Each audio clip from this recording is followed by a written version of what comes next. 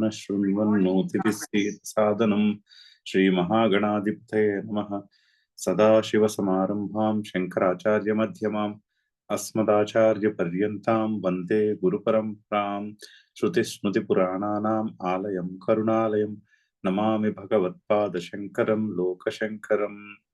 नारायणं नमस्कृत्य नरं चैव नरोत्तमं देवीं सरस्वतीं व्यासं ततो जयमुदीरयेत्। जय देव।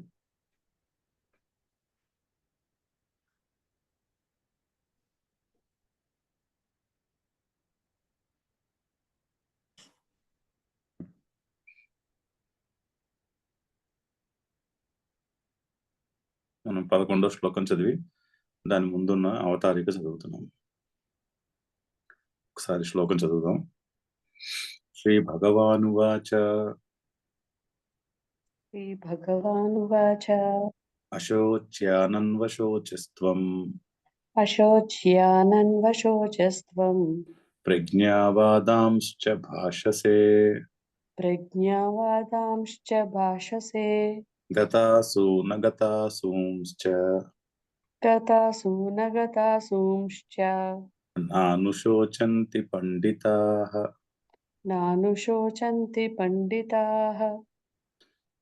సో ఈ శ్లోకం చెప్పుకున్నాము. అక్కడ 3 అంశాలు చెప్తున్నారు. శోకము, దుఃఖము, మనిషికి దుఃఖం ఉంటుంది. మరణం అనే ఒక విషయంలో చాలా దుఃఖము, భయము ఉంటాయి. తర్వాత అజ్ఞానము, 3 విషయాలు, 3 గురించి చెప్తున్నారు. సో శోకింప తగని వారి గురించి శోకిస్తున్నావు అంటే ఎవరి విషయంలో శోకించకూడదు, వారి గురించి శోకిస్తున్నావు అంటున్నాడు. ఇతను అర్జునుడు ఎవరి విషయంలో శోకిస్తున్నాడు? తన వారైన భీష్ముడు, ద్రోణుడు, మిగిలిన కౌరవులు, వారి విషయంలో శోకిస్తున్నాడు. వాళ్ళు మరణిస్తారేమో అని శోకిస్తున్నాడు. అయితే ఇక్కడ ఒక విలక్షణమైన ప్రతిపాదన ఉంది. ఎవరైనా మరణిస్తుంటే మరణించిన వారి విషయంలో శోకించుట పాండిత్యము, ప్రజ్ఞ అనిపించుకోదు. అంటే శోకించుట అజ్ఞానము, శోకించకూడదు అనేటటువంటి ఒక విలక్షణమైనటువంటి ప్రతిపాదన. అది ఒకటి. అంటే మరణము దుఃఖాన్ని కలిగించదు సరిగ్గా ఆలోచిస్తే. ఎందుకంటే మనము జీవితంలో మన చుట్టుపక్కల రోజు మరణం చూస్తూనే ఉంటాం. జీవులు పుట్టుట గిట్టుట అనేది మన చుట్టూరా ప్రతిరోజు చూస్తూనే ఉంటాం, ప్రతి క్షణము చూస్తూనే ఉంటాం. సో మరణము ఈ సృష్టిలో ఒక దాన్ని ఏమంటారు, అది సృష్టి ధార, ఈ ప్రకృతి ధారలో భాగం. దాన్ని ఎవరు ఆపలేరు. పుట్టుట, చనిపోవుట, జీవులు అనేది దాన్ని ఎవరు ఆపలేరు. సో ఆ విషయము మనకి దుఃఖాన్ని కలిగించదు. ఆ వ్యక్తుల ఎడల ఉన్నటువంటి రాగము దుఃఖాన్ని కలిగిస్తుంది. అంతేగాని మరణము పర్సే దుఃఖాన్ని కలిగించదు. సో మరణము విషయంలో దుఃఖించకూడదు, ఎందుకంటే అది ఒక న్యాచురల్ ప్రాసెస్ అని అక్కడ ఒక విషయం ఉన్నది. 2 అంటే శోకించుటకు కారణము, అంటే చాలా పెద్ద దుఃఖానికి కారణం మరణము సాధారణంగా. సో శోకించుటకు ఉన్న కారణము అంత తెలివైన పని కాదు ఆ శోకించుట అని ఒక ప్రతిపాదన. ప్రజ్ఞావాదాంశ భాషసే, ప్రజ్ఞ ఉన్నవాడి వల్లే మాట్లాడుతున్నావు అంటాడు. అంటే ప్రజ్ఞ లేదు అని చెప్పుట. ఎందుకు అంటే పండితులు, అంటే నిజంగా కొంత ఆత్మజ్ఞానము తెలిసున్నవారు, వారు కొద్దిగా అర్థమైన వారు, పండితులు గతాసూన్ అగతాసూన్, బ్రతికున్న వారి గురించి, చనిపోయిన వారి గురించి, లేక బ్రతికున్న వారి గురించి నా అనుశోచంతి, దుఃఖించరు. సో మరణము, దుఃఖము, జ్ఞానము, 3 విషయాలు ఉన్నాయి అక్కడ. ఈ 3 మనము సాధారణంగా మరణానికి ఎక్కువ భయపడతాం, అంతకన్నా కొద్దిగా తక్కువ జనరల్ దుఃఖానికి భయపడతాం. అజ్ఞానానికి చాలా తక్కువ భయపడతాం. కాకపోతే అక్కడ ఇండైరెక్ట్ గా చెప్తున్న విషయము అన్నిటికంటే ఎక్కువ అజ్ఞానానికి భయపడాలి. అజ్ఞానానికి భయపడుట దానిని జిజ్ఞాస అంటారు. అంటే ఈ అజ్ఞానం వల్ల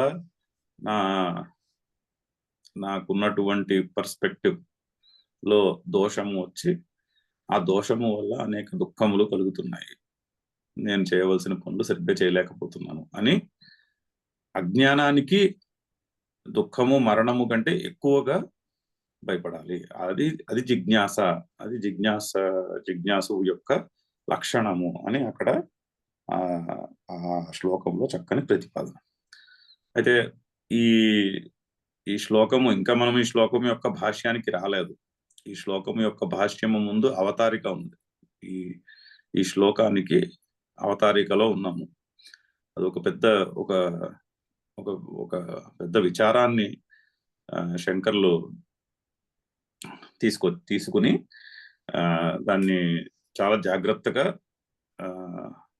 తనదైనటువంటి ఒక వివేకపూరితమైనటువంటి శైలిలో ఆ విచారాన్ని మనకి ఇక్కడ అదంటే జత చేసి పెట్టారు, ప్రదర్శిస్తున్నారు. ఆ విచారాన్ని చాలా ఇంపార్టెంట్ విచారం. అంటే భగవద్గీత అని మనము బాగా అధ్యయనం చేయడానికి అందులో ఉన్న విషయం పూర్తిగా అర్థం కావాలి కదా. ఫస్ట్ దాన్ని మనసుకి ఆకళింపు చేసుకోవాలంటే ముందు విషయం పూర్తిగా సరిగ్గా అర్థం కావాలి. సో విషయం పూర్తిగా సరిగ్గా అర్థం కావాలి అంటే ఇటువంటి దాన్ని ఏమంటారు, విచారం చాలా అవసరం. అందుకని ఆయన చాలా ఓపిక్గా ఈ విచారాన్ని ఇక్కడ రాసి పెట్టారు. అయితే మొదటి పారాగ్రాఫ్ అంతా చదివాము. అక్కడ మనిషికి శోకము మోహము ఉంటాయి. ఈ శోకమోహముల వలన ఈ శోకమోహములకి కారణము నేను ఫలానా, నాది, వీళ్ళందరూ నా వాళ్ళు అనేటటువంటి ఒక అజ్ఞానము.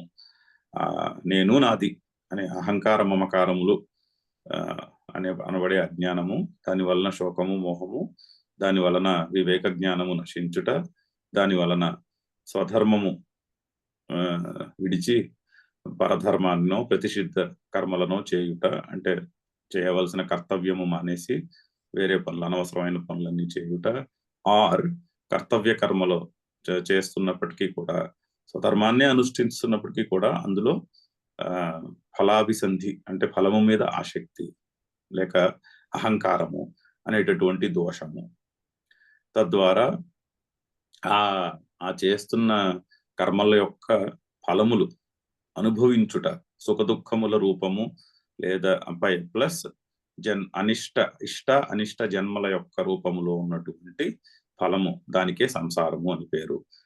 నిరంతరము ఈ సంసారంను అనుభవిస్తూ ఉండుట అనేటటువంటి పరిస్థితి ఏర్పడుతుంది. అయితే ఈ మొత్తానికి రూట్ కాజు అజ్ఞానము. సో ఈ దుఃఖము, ఈ శోకమోహములు తద్వారా ఏర్పడేటటువంటి సంసారము అంటే సుఖదుఖముల యొక్క నిరంతరమైనటువంటి ప్రవాహము.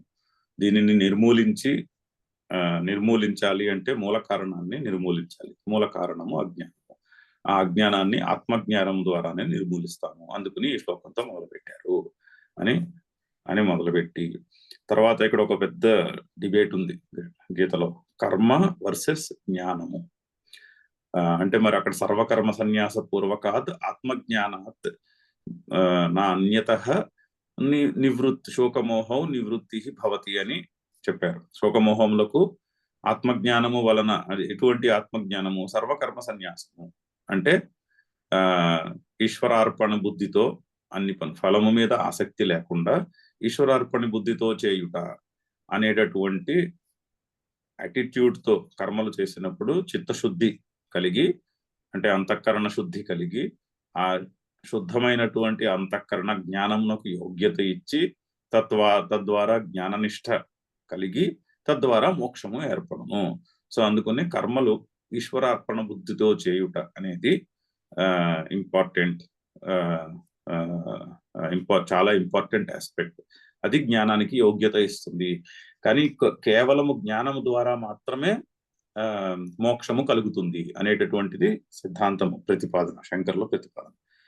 అయితే ఈ కర్మ ఇంపార్టెంట్ కాదు, జ్ఞానము ఎక్కువ ఇంపార్టెంట్ అన్నది తెలుస్తూనే ఉంటుంది. కానీ నిన్న మనం ఎగ్జాంపుల్ చెప్పుకున్నాము, సర్జన్ పూర్తి జ్ఞానము ఉంటేనే కానీ వాళ్ళు అసలు ఓపెన్ చేయరు సర్జరీ చేయడానికి. అంటే వాళ్ళకి పూర్తిగా తెలియాలి ఎగ్జాక్ట్లీ ఏముంది, ఎక్కడ ఉంది, ఎక్కడ ఏ విధంగా చేయాలి, ఏ విధంగా చేస్తే అది నయం అవుతుంది, మొత్తం అంతా తెలిస్తేనే కానీ చేయరు. అంటే knowledge it self is action, action follows knowledge.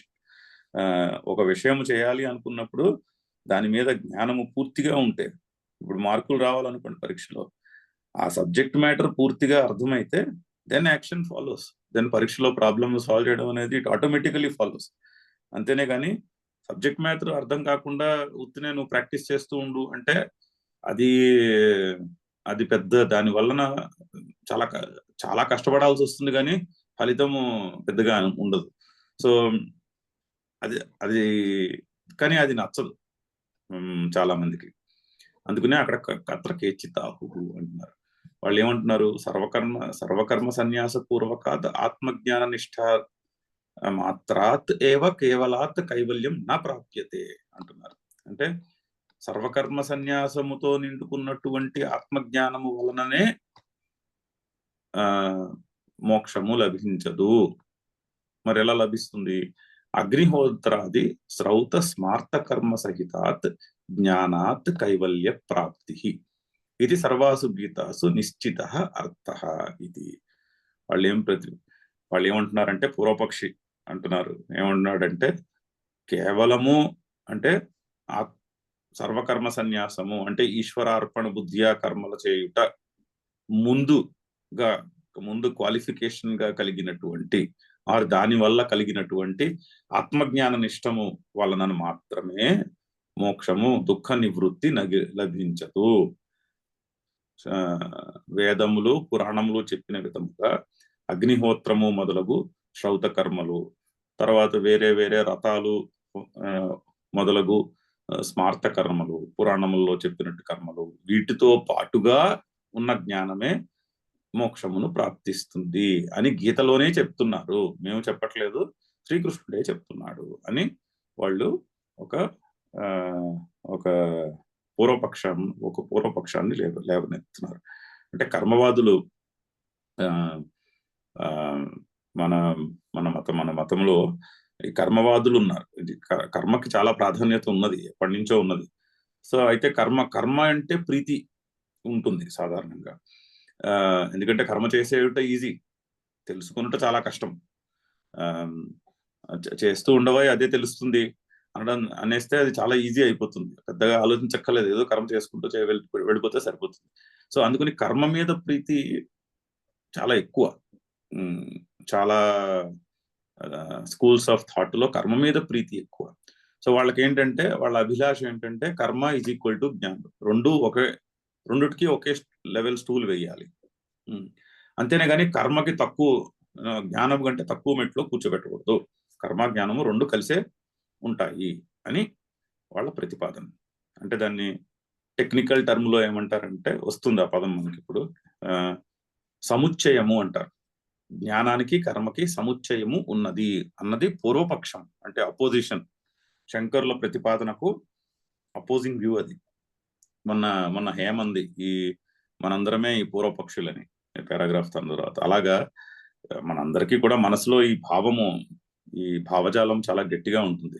కర్మ ఈజ్ ఈక్వల్ టు జ్ఞానం, రెండు ఈక్వల్ స్టేటసే, కానీ కర్మ ఏమి తక్కువ కాదు అనేటటువంటి పూర్వపక్షం ఉంటుంది మనసులో. సో అది దాన్ని సముచ్చయము అంటారు.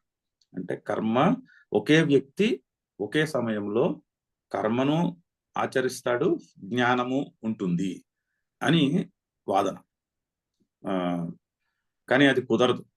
ఇప్పుడు చూడండి, సముచ్చయము అంటే ఒకే వ్యక్తి ఒకే కాలంలో బ్రహ్మచర్యము గృహస్థాశ్రమము రెండు పాటించగలడా? పాటించలేడు కదా.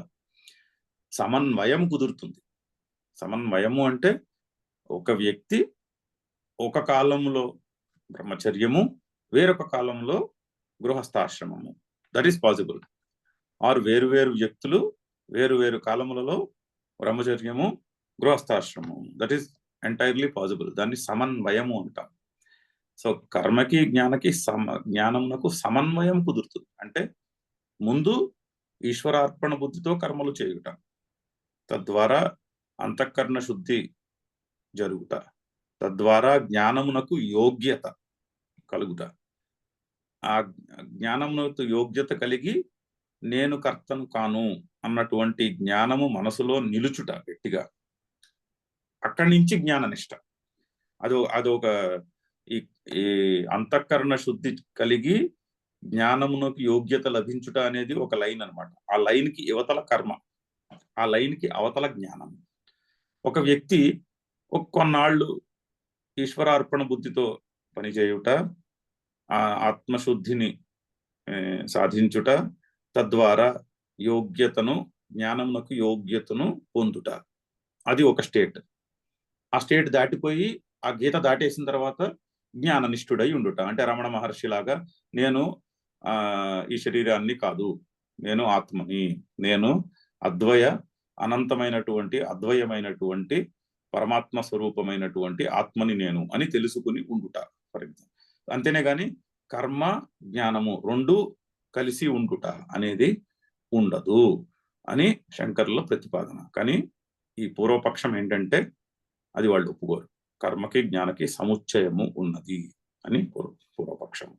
లేదయ్యా, ఏ విధంగా ఉంటుంది అని శంకర్ల యొక్క ప్రతిపాదన. కనబడుతూనే ఉంది కదా, లేదు అని. సరే, అయితే ఇప్పుడు పూర్వపక్షాన్ని బలపరుస్తున్నారు. ముందు పూర్వపక్షాన్ని పూర్తిగా బలపరిచి ఆ కర్మజ్ఞాన సముచ్చయము అనే వాదాన్ని పూర్తిగా బలపరిచి అప్పుడు అందులో దోషాన్ని చూపించాలి. సో అందుకని ఆ పూర్వపక్షమును బలపరిచే ప్రయత్నంలో ఉన్నారు శంకరులు. అక్కడ దాకా చదివాం మనం. అగ్నిహోత్రాది శ్రౌత స్మార్త కర్మ సహితాత్ జ్ఞానాత్ కైవల్య ప్రాప్తి ఇది సర్వాసు గీతాసు నిశ్చిత అర్థ. అన్ని గీతల్లోనూ భగవద్గీత అంతా కూడా కృష్ణుడు ఇదే చెప్తున్నాడు అని పూర్వపక్షం. అందుకని వాళ్ళు చూపిస్తున్నారు, చదువుదాము. జ్ఞాపకంచ ఆహు అస్య అర్థస్య అథ చేత్విమం ధర్మ్యం సంగ్రామం న కరిష్యసి కర్మణ్యేవాధికారస్తే కురు కర్మైవ తస్మాత్వం ఇత్యాది. సో కొన్ని శ్లోకాలు తీసుకుని వాళ్ళు చెప్తున్న విషయానికి ప్రూఫ్ కింద కొన్ని శ్లోకాలు చూపిస్తున్నారు. ఇగో కృష్ణుడు ఇలా చెప్పాడు, ఇమం ధర్మ్యం, ఈ నీ స్వధర్మమైనటువంటి సంగ్రామం నకరిష్యసి అని 33వ శ్లోకం రాబోతోంది ఈ చాప్టర్ లోనే. చేయకపోతే నువ్వు పాపమును పొందుతావు అని ఒక శ్లోకం ఉంది. అంటే నువ్వు సధర్మం కీర్తించ హిత్వా పాపమవాప్స్యసి, నీ కీర్తి పోతుంది, నీకు పాపము లభిస్తుంది అని శ్రీకృష్ణుడే చెప్తాడు అర్జునుడికి. అదిగో చూసావా, అక్కడ కర్మ చేయమని చెప్తున్నాడు శ్రీకృష్ణుడు. అంటే కర్మకి జ్ఞానానికి ఒకటే మెట్టు వేశాడు, ఒక మెట్టు మీద కూర్చోబెట్టాడు, కానీ కర్మని తక్కువ ముందు మెట్టు మీద కూర్చోబెట్టలేదు అంటున్నారు. అలాగే కర్మణి ఏవ అధికారహతే, నీకు కర్మయందే అధికారం ఉన్నది అని చెప్తున్నాడు. అంటే ఏంటి, కర్మ జ్ఞానము గంట తక్కువ కాదు, కర్మ జ్ఞానము రెండు ఒకటే, కర్మ చేస్తే జ్ఞానము వచ్చేస్తుంది అని చెప్తున్నారు. పైగా కురు కర్మైవ తస్మాత్వం, అందుకు నువ్వు కర్మయే చెయ్యి అని కూడా చెప్తున్నాడు అర్జునుడు, చెప్పబోతున్నాడు. ఇలాంటి శ్లోకాలు ఉన్నాయి. అంటే వీటిని అవుట్ ఆఫ్ కాంటెక్స్ట్ కోట్ చేస్తున్నారు. అక్కడ ఆ శ్లోకాలు మనం చదివినప్పుడు క్లారిటీ వస్తుంది, అక్కడ దాకా వెళ్ళి చదివినప్పుడు. అక్కడ ఏం చెప్తున్నాడు అంటే, ఈశ్వరార్పణ బుద్ధియా కర్మ చేయి నువ్వు అని చెప్తున్నాడు. నీకు జ్ఞాననిష్టకు యోగ్యత లేదు, ఇంకా నువ్వు నేను పరిచ్ఛిన్నమైనటువంటి ఒక వ్యక్తిని అనుకుంటున్నావు, నేను కర్తను అనుకుంటున్నావు. సో నీకు జ్ఞాననిష్టకు, అంటే నేను ఆత్మస్వరూపము అని కర్మలు చేయకుండా నిలిచి ఉండుటకు నీకు యోగ్యత లేదు. అందుకుని నువ్వైతే కర్మయే చేయాలి, కాకపోతే ఆ కర్మను కర్మయోగముగా తీర్చిదిద్దుకుని చేయాలి అని చెప్తున్నాడు ఆ శ్లోకాల్లో. యాక్చువల్లీ ఆ శ్లోకాలకు వెళ్ళి చూస్తే అక్కడ చెప్తున్న విషయం అది. నువ్వు కర్మ చేయాలి, నీ కర్తవ్య కర్మ చేయాలి, నీ కర్తవ్య కర్మను కర్మయోగముగా తీర్చిదిద్దుకోవాలి. అంటే ఈశ్వరార్పణ బుద్ధిగా చేయాలి, ఈశ్వరార్పణ బుద్ధితో నీ స్వధర్మాన్ని నువ్వు చేయి అని చెప్తున్న శ్లోకాలు వీళ్ళు అవుట్ ఆఫ్ కాంటెక్స్ట్ కోట్ చేస్తున్నారు. సగం సగం చెప్పి కోట్ చేసుకుంటున్నారు వాళ్ళ వాదమును బలపరుచుకుందుకు. పైగా ఇంకొంచెం బలపరుస్తున్నారు, అదే వాదనను ఇంకొంచెం బలపరుస్తున్నారు. ఏమిటి, చదువుదాం నెక్స్ట్ సెంటెన్స్. హింసాదియుక్తత్వాత్ వైదికం కర్మ అధర్మాయ అధర్మాయ ఇతి ఇతి ఆశంకా ఆశంకా ఇత్యపి ఇతి ఇయమపి ఇతి ఇయమపి ఆశంకా ఆశంకా న కార్య. న కార్య. అంటే వైదికమైనటువంటి కర్మలో స్మార్త కర్మల్లోనూ కూడా కొంత హింస ఉంటుంది. ఇప్పుడు కొన్ని కొన్ని యాగాల్లో పశువులను బలి చేయుట అనే ఒక క్రియ ఉంటుంది. అలాగే ఇప్పుడు మామూలుగా పోనీ అటువంటి కర్మలు చేయకపోయినా సమిధలు వేస్తున్నారు అనుకోండి, అగ్నిలో సమిధలు ఆహుతి చేసినప్పుడు ఆ సమిధి మధ్యలో పురుగు ఉంటుంది. మరి ఆ పురుగు ఉందని కనిపించదు. అది సమిధలో అందులో వేసేసిన తర్వాత ఆ సమిధితో పాటు ఆ పురుగు కూడా చనిపోతుంది. మరి అక్కడ కొంత హింస ఉన్నది కదా. అయితే హింస ఉన్నంత మాత్రాన్న కర్మ అధర్మం అయిపోదు అని పూర్వపక్షి యొక్క ప్రతిపాదన అన్నమాట. ఎందుకు అంటే అది అధర్మంగా వైదికం కర్మలో కొంత హింస ఉన్నప్పటికీ కూడా పైపైన చూస్తే అది కొంత అధర్మంలా కనిపించవచ్చు. కానీ వైదికమైనటువంటి కర్మ అధర్మము ఉన్నది అని శంకించకూడదు అంటున్నాడు. ఆశంకాన కర్తవ్య కార్య. ఎందుకు కథం అంటే ఎందుకు, దానికి ఆన్సర్ కూడా చెప్తున్నారు. క్షాత్రం కర్మ యుద్ధ లక్షణం గురు భ్రాతృపుత్రాది హింసాలక్షణం అత్యంత క్రూరం అపి స్వధర్మః ఇతి కృత్వా న అధర్మాయ. ఎందుకు అంటే ఫర్ ఎగ్జాంపుల్ క్షాత్రం కర్మ, క్షత్రుని యొక్క స్వధర్మము యుద్ధ లక్షణం, అది యుద్ధమే. ఎటువంటి యుద్ధము ఎటువంటి యుద్ధము? ఒక్కొక్కసారి యుద్ధము అన్నిసార్లు ఎనిమీస్ పరాయి వాళ్లే కాకపోక్కర్లేదు. ఒక్కొక్కసారి ఫ్యామిలీలోనే రాజుల కొడుకుల్లోనే అన్నదమ్ములు దెబ్బలాడుకుంటారు. ఇక్కడ అలాగే దెబ్బలాడుకుంటున్నారు కదా. అప్పుడు కూడా వాళ్ళు యుద్ధం చేసుకుంటారు. మరి అది యుద్ధము అనేది క్షత్రియుల యొక్క ధర్మము, అందులోనూ ధర్మయుద్ధము పైగా ఇక్కడ ఉన్నది. ఒక్కోసారి ఆ యుద్ధం ఎలా ఉంటుంది? గురు భ్రాతృ పుత్రాది హింసా లక్షణం కలిగి ఉంటుంది. అంటే గురువులు, అన్నదమ్ములు, కొడుకులు, వరుసలో ఉన్న వాళ్ళని చంపుట అనేటటువంటి హింస ఉంటుంది. అత్యంత క్రూరమైనటువంటి హింస అది. అయినప్పటికీ కూడా అది స్వధర్మం కాబట్టి అది అధర్మము కాదు. అది క్షత్రియుని యొక్క స్వధర్మము కాబట్టి యుద్ధము చేయుట, యుద్ధంలో శత్రువులను చంపుట అనేది అధర్మము కాదు కదా అని పూర్వపక్షి అంటున్నాడు. పైగా అది చేయకపోతే పాపం కూడా వస్తుందని చెప్పాడు శ్రీకృష్ణుడు. అదే చెప్తున్నారు. తదకరణే చ తతస్వధర్మం కీర్తించ హిత్వా పాపమవాప్స్యసి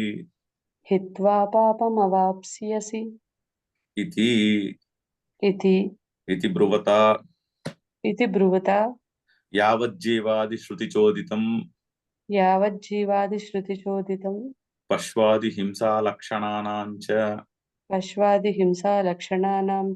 కర్మణాం ప్రాగేవ న అధర్మత్వమితి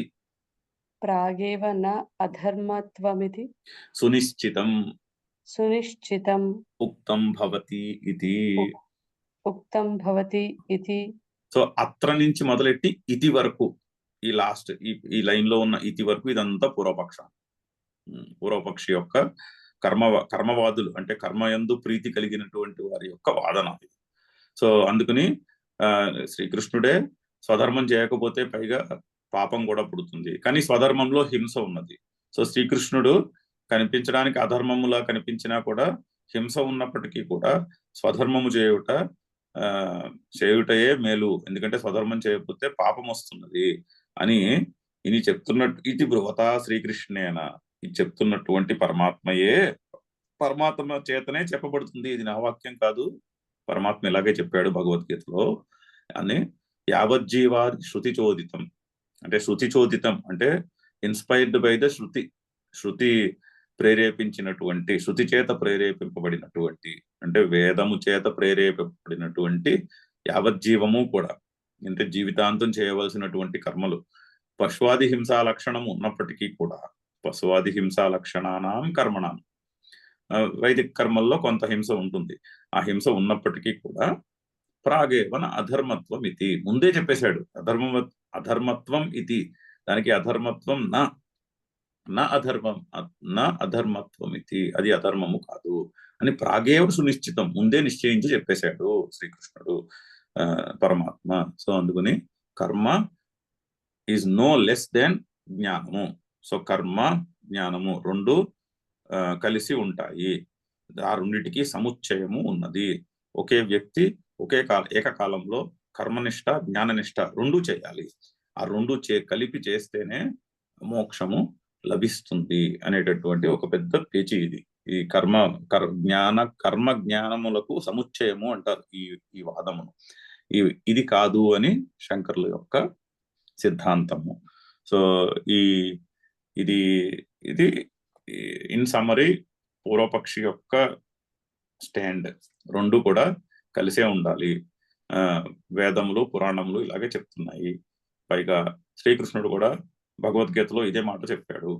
ఆ కర్మల్లో కొంత హింస ఉన్నప్పటికీ స్వధర్మము కాబట్టి అది అధర్మము కాదు, అది చేసే తీరాలి, చేయకపోతే పాపం కూడా లభిస్తుంది అని శ్రీకృష్ణుడే ఈ శ్లోకాల్లో చెప్పి ఉన్నాడు అని పూర్వపక్షి యొక్క ప్రతిపాదన. ఇది పూర్వపక్షం. ఇక్కడికి పూర్వపక్షం అయినది. ఇప్పుడు ఈ పూర్వపక్షాన్ని శంకరులు ఖండిస్తారు. చదువుదాము. నెక్స్ట్ పారాగ్రాఫ్ భాష్యంలో తతసత్, అది ఖండన, ఏమిటి ప్రతిజ్ఞ అంటారు దాన్ని. అంటే అది తప్పు అంటున్నారు, అది కరెక్ట్ కాదు అనేది. దీన్ని ఎప్పుడైనా సరే ఒక లాజికల్ ఆర్గ్యుమెంట్ రెఫ్యూట్ చేసినప్పుడు ఫస్ట్ క్లెయిమ్ చెప్తారు. నువ్వు చెప్తున్నది తప్పు అంటున్నారు. క్లెయిమ్ అంటే కర్మజ్ఞానములకు సముచ్చయము ఉన్నది. ఒకే వ్యక్తి ఏకకాలంలో కర్మ జ్ఞానము రెండు అనుష్ఠించవలను. రెండు అనుష్ఠిస్తేనే మోక్ష ప్రాప్తి, అంటే దుఃఖము యొక్క నివృత్తి అనేది అసత్, అది కరెక్ట్ కాదు. ఎందుకు కారణం చెప్తున్నారు. జ్ఞానకర్మనిష్టయో విభాగవచనాత్. ఎందుకు అంటే ఇక్కడ భగవద్గీతలో జ్ఞాననిష్ట కర్మనిష్ట అని రెండు వేరువేరుగా విభాగములు చేసి చెప్పినందు వలన జ్ఞానకర్మనిష్టయో విభాగవచనాత్, జ్ఞానకర్మనిష్టల యొక్క, అది షష్ఠి ద్వివచన శబ్దము, విభాగవచనాత్ విభాగము చేసి చెప్పి ఉండుట వలన, అంటే శ్రీకృష్ణుడు ఆ విధంగా చెప్పాడు అని మనకి భగవద్గీత యొక్క కాంటెక్స్ట్ ఇస్తున్నారు. భగవద్గీతలో రెండు ఒకటిగా చెప్పలేదు, రెండు వేరు అని శ్రీకృష్ణుడు చాలా క్లియర్ గా చెప్తున్నాడు. ఇప్పుడు మనము 2:11 శ్లోకాన్ని ఫైనల్లీ ఈ అవతారిక ఫినిష్ చేసుకుని 2:11 యొక్క శ్లోకం చదివి ముందుకు వెళ్ళినప్పుడు అక్కడి నుంచి 20 శ్లోకాలు ఉన్నాయి. ఆ 2:11 to 2:30 అది ఆత్మజ్ఞానానికి సంబంధించినటువంటి శ్లోకాలు. ఆత్మ నిత్యము, మరణించిన వారి విషయంలో దుఃఖించక్కర్లేదు, ఆత్మ నిత్యము, ఆత్మని శస్త్రములతో నువ్వు దాన్ని ఏమంటారు ముక్కలు చేయలేవు, అగ్ని దహింపలేదు, వాయువు ఆరబెట్టేయలేదు అంటూ శ్లోకములు రాబోతున్నాయి అక్కడ. ఆత్మకి చావు ఉండదు, పుట్టుక ఉండదు అని ఒక 20 శ్లోకాలు మ్యాటర్ ఉంది. అది అంతా ఆత్మజ్ఞానం, అది జ్ఞాననిష్ట అంటారు. అది దానికి ఆ శ్లోకంలో అన్ని ఆత్మజ్ఞానమును తెలియజేసే శ్లోకాలు. అంటే ఆత్మజ్ఞానం అంటే ఏమిటి అంటే ఆ 20 శ్లోకాలు చదివితే మనకు అసలు సబ్జెక్ట్ మ్యాటర్ తెలుస్తుంది. ఓహో, ఆత్మజ్ఞానం అంటే ఇదే అనమాట అని తెలుస్తుంది మనకి. 20 శ్లోకాలు వెరీ క్లియర్ ఇన్స్ట్రక్షన్ ఫస్ట్. అక్కడి నుంచి తర్వాత కర్మ గురించి డిస్కషన్ వస్తుంది. అక్కడి నుంచి అయితే అప్పుడు చెప్తాడు శ్రీకృష్ణుడు, ఇప్పటిదాకా నేను సాంఖ్యం చెప్పాను, ఇప్పుడు నీకు యోగం చెప్తాను. చాలా క్లియర్ డిస్టింక్షన్ చెప్తాడు శ్రీకృష్ణుడు. ఆ 2:31 దగ్గరకు వచ్చాక చాలా క్లియర్ గా డిస్టింగ్విష్ చేసి, ఇప్పుడు నేను నీకు కర్మ గురించి చెప్తాను, ఎందుకంటే నీకు జ్ఞానమునకు యోగ్యత లేదు కాబట్టి నీవు కర్మయే చేయాలి. ఎలా చేయాలి? కర్మయోగముగా తీర్చిదిద్దుకుని కర్మను చేయాలి అని, దానికి కర్మయోగము అని పేరు ఆ సెక్షన్ కి. సో అందుకని రెండు క్లియర్ గా చెప్పారు. రెండు విభాగాలు ఉన్నాయి మనకి సెకండ్ చాప్టర్ లోనే, చాలా క్లియర్ గా వస్తాయి. 2:11 to 2:30 ఒక సెక్షన్, అది 2:31 నుంచి సెకండ్ సెక్షన్. ఈ రెండు కూడా ఒకటి జ్ఞానయోగము, ఒకటి కర్మయోగము అంటారు. రెండింటికి కూడా ఒకటి జ్ఞాననిష్ట, 2 కర్మనిష్ట. 2 విభాగములు క్లియర్ గా చేసి చెప్పాడు. అందులో కన్ఫ్యూజ్ అవ్వడానికి అసలు చోటే లేదు. ఎందుకు కన్ఫ్యూజ్ అవ్వకూడదు చెప్తున్నారు. బుద్ధి ద్వయాశ్రయయోహో. బుద్ధిద్వయాశ్రయయోః. సో ఎందుకంటే 2 నిష్టలకి కూడా, నిష్ట అంటే కమిట్మెంట్. ఒక పాత్కి కమిట్ అయి ఉండాలనుకోండి, ఆ పాత్ యొక్క ఆ పాత్ ఏమిటో పూర్తిగా అవగాహన కలిగి ఉండాలి. అంటే ఆ పాత్ యొక్క బుద్ధి ఉండాలి. బుద్ధి ముందు నెలకొల్పుకోవాలి మనసులో. ఒక బుద్ధి నెలకొల్పుకుంటే కర్మ ఫాలోస్. ఇప్పుడు స్టూడెంట్ ఉన్నాడు అనుకోండి, హాస్టల్లో ఉన్న స్టూడెంట్ ఆర్ కాలేజీలో చదువుతున్న స్టూడెంట్ కి, నేను ఈ స్టూడెంట్ లైఫ్ లో నేను జ్ఞానాన్ని సంపాదించుకోవాలి, బాగా కృషి చేసి నాకు నచ్చినటువంటి సబ్జెక్ట్ నేను బాగా అర్థం చేసుకోవాలి అనే బుద్ధి గట్టిగా ఏర్పడింది అనుకోండి, అప్పుడు మిగిలిన ఫ్రెండ్స్ అందరూ సినిమాలకు వెళ్ళినా పబ్బులకు వెళ్ళినా అది వాళ్ళని అంత ఆకర్షింప చేయదు. ఆటోమేటిక్ గా వాళ్ళ చదువు మీద ఫోకస్ చేసుకుని వాళ్ళు చదువుకునే కృషిలో ఉంటారు. ఎందువల్ల అంటే బుద్ధి గట్టిగా ఉండాలి. ఆ బుద్ధి నిశ్చయమై ఉండాలి బుద్ధిలో. ఈ పీరియడ్ నేను బాగా యూస్ చేసుకుని జ్ఞానమును సంపాదించుకోవాల్సిన టైం, కానీ భోగములను వెంట పరిగెట్టాల్సినటువంటి టైం కాదు అని బుద్ధి గట్టిగా క్లియర్ గా ఉందనుకోండి మనసులో, అప్పుడు ఫ్రెండ్స్ అందరూ ఎలా చేసినా కూడా వీళ్ళు బాగానే ఉంటారు. ఆ బుద్ధి లేదనుకోండి మనసులో గట్టిగా, ఫ్రెండ్స్ సినిమాలకి, షికార్లు అంటే షికార్లకి, పబ్బులు అంటే పబ్బులు మరకాలు పడి టైం వేస్ట్ చేసుకుంటారు. సో దానికి ఆ 2 బిహేవియర్స్ కి మూల కారణం ఏంటి? బుద్ధి క్లీన్ గా ఉండాలి. బుద్ధిలో ఫస్ట్ మ్యాటర్ క్లియర్ గా ఉండాలి. ఉంటే నిశ్చయం క్లియర్ గా ఉంటే action automatically follows in line with that బుద్ధి. సో అందుకని ఈ జ్ఞాననిష్ట కర్మనిష్టలకి ఆశ్రయము 2 రకాల బుద్ధులు. బుద్ధి ద్వయ ఆశ్రయయోహో. చాలా క్లియర్ గా శ్రీకృష్ణుడు 2 రకాల బుద్ధిని చెప్పాడు. ఒకటి కాదు, 2 అని అతనే చెప్తాడు. అంటే చాలా మంది అడుగుతారు, భగవద్గీత జ్ఞానయోగమా, కర్మయోగమా, భక్తి యోగమా? ఇవన్నీ కాదు. శ్రీకృష్ణుడి మాటలో చెప్పాలంటే భగవద్గీత బుద్ధి యోగం వస్తుంది. ఎక్కడో శ్లోకం, బుద్ధి యోగం దదామ్యహం అంటాడు. నేను బుద్ధి యోగాన్ని ఇస్తాడంటాడు. అంటే బుద్ధిని కలుగు చేస్తాడు. కరెక్ట్ రైట్ థింకింగ్ ని కలుగు చేస్తుంది ఈ శాస్త్రం.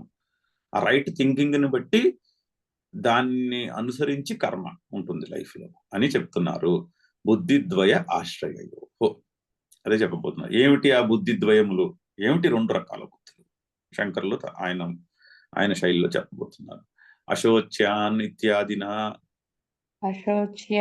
ఇత్యాదిన భగవత యావత్ స్వధర్మమపి చావేక్ష్య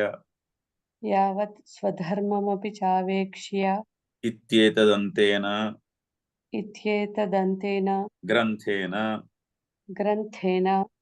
యత్ పరమార్థ ఆత్మతత్వ నిరూపణం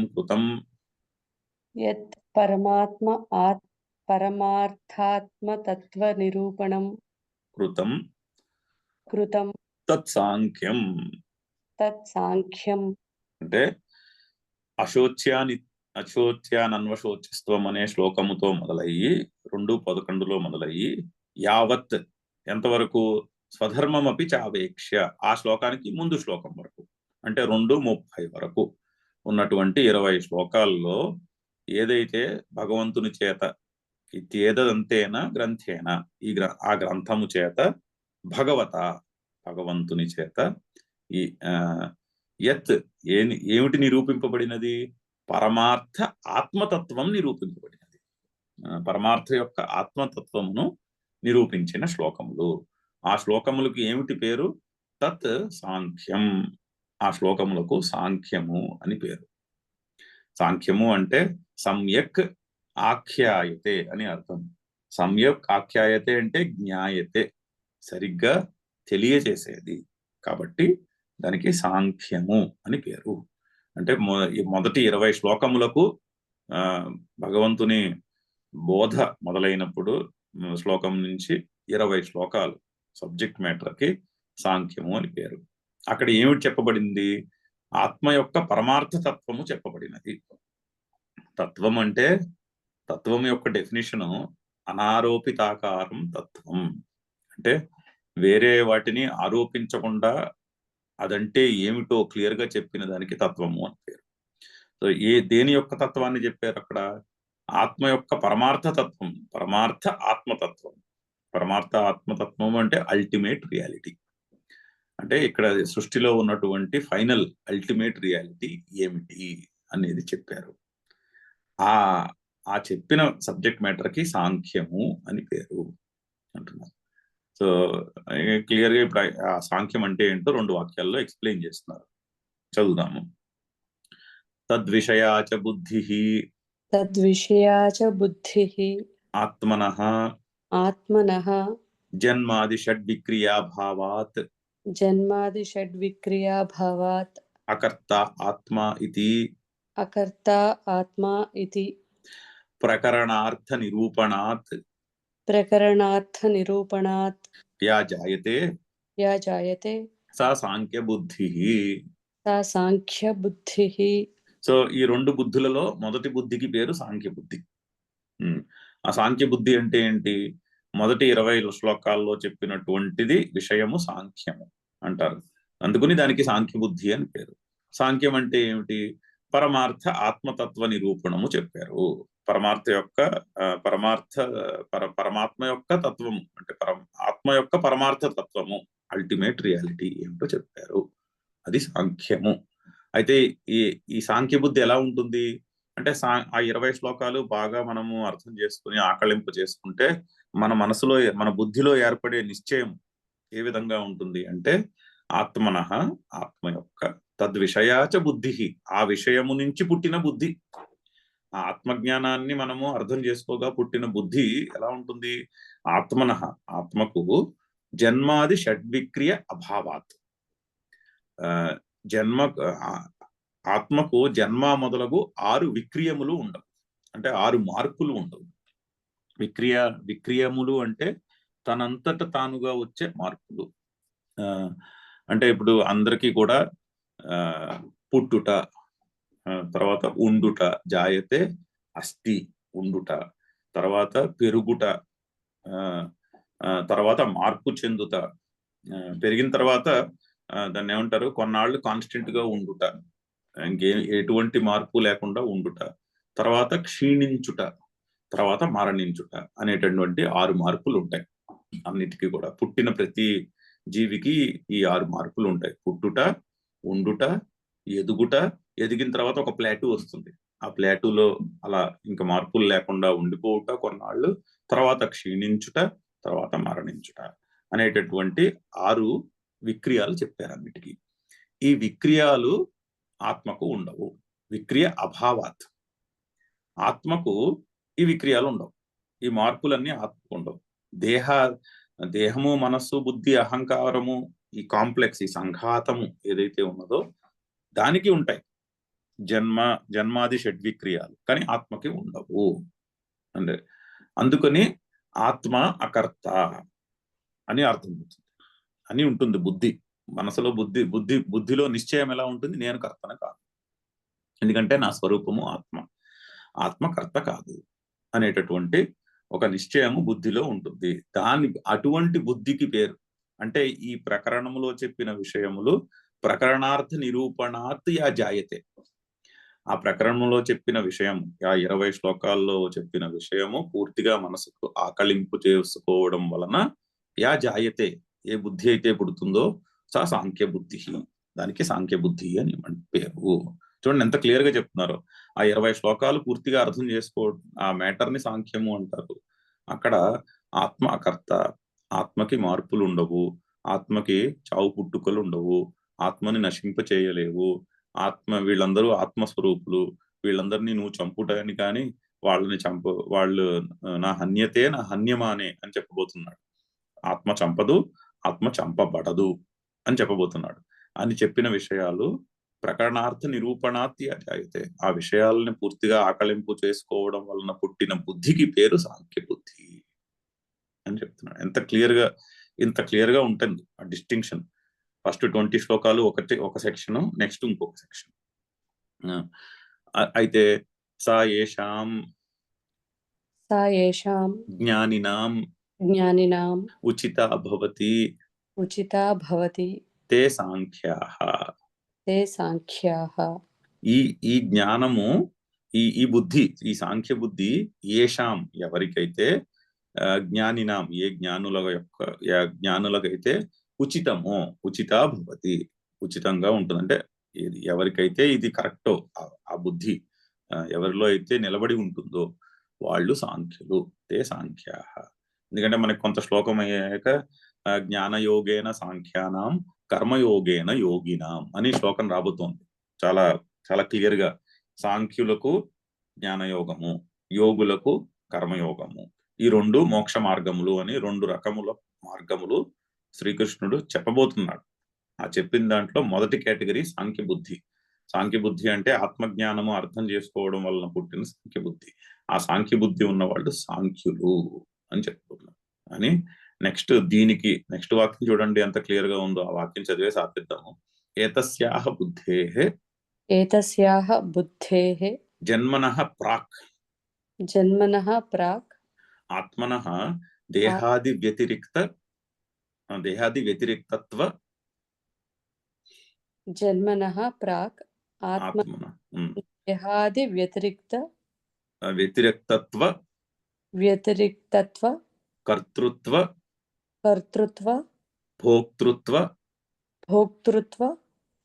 ఆది అపేక్షః ధర్మాధర్మ వివేకపూర్వకః మోక్ష సాధనానుష్ఠాన లక్షణః యోగః. సో కర్మయోగంకు షార్ట్ నేమ్ ఇక్కడ యోగ. అది ఏమిటది? ఈ సాంఖ్య బుద్ధి పుట్టక మునుపు ఉంటుంది. అది ఏతస్యాహ బుద్ధేః జన్మనః ప్రాక్, ఆ బుద్ధి పుట్టక ముందు ఉన్నటువంటి బుద్ధి ఏమిటి ఉంటుంది? అందులో దేహాది వ్యతిరిక్తత్వ కర్తృత్వ భోక్తృత్వ ఆది అపేక్ష.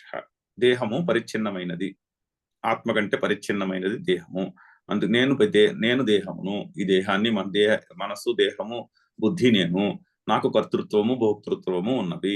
నేను కర్తను, పుణ్యకర్మలు చేస్తే పుణ్యమును అనుభవిస్తాను, చెడు కర్మలు చేస్తే పాపమును అనుభవిస్తాను అని కర్తృత్వ భోక్తృత్వములు అపేక్ష.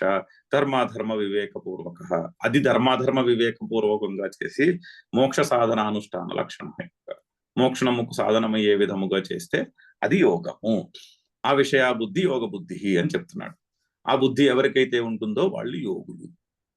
సో ఈ యోగులకు కర్మయోగము, ఆ సాంఖ్యులకు జ్ఞానయోగము అని రెండు విభాగములు, రెండు రకాల బుద్ధులు చెప్పబడినాయి. సో అందుకని కర్మ జ్ఞానములకు సముచ్చయము కుదరదు, సమన్వయము కుదురుతుంది. ఒక కాలంలో ఒకే వ్యక్తి ఒక కాలంలో కర్మయోగము యొక్క అనుష్ఠానము, ఆ తర్వాత జ్ఞానమునకు యోగ్యత కలిగినప్పుడు జ్ఞాననిష్ట యొక్క అనుష్ఠానం, సమన్వయము నో ప్రాబ్లం. బట్ ఒకే వ్యక్తి ఏకకాలంలో కర్మాజ్ఞానము కలిపి అనుష్ఠించుట అనేది నాట్ పాసిబుల్. ఎందుకంటే ఈ రెండు బుద్ధులు వేరు. ఈ రెండు బుద్ధులు ఏకకాలంలో ఒక వ్యక్తిలో ఉండవు. అయితే సాంఖ్య బుద్ధి ఉంటుంది జ్ఞానులైతే, లేదే మనము ఇక్కడ భగవద్గీతలో చెప్పిన విషయాలు అర్థం చేసుకుని యోగ బుద్ధి ఉంటుంది. అంతేనే కానీ ఒకదాని తర్వాత ఒకటి, అంతేనే కానీ రెండు ఒక టైంలో కాదు. ఇక్కడతో ఆపుదాము. ఓం పూర్ణమదః పూర్ణమిదం పూర్ణాత్ పూర్ణముదచ్యతే పూర్ణస్య పూర్ణమాదాయ పూర్ణమేవావశిష్యతే. ఓం శాంతి శాంతి శాంతి. హరి ఓం.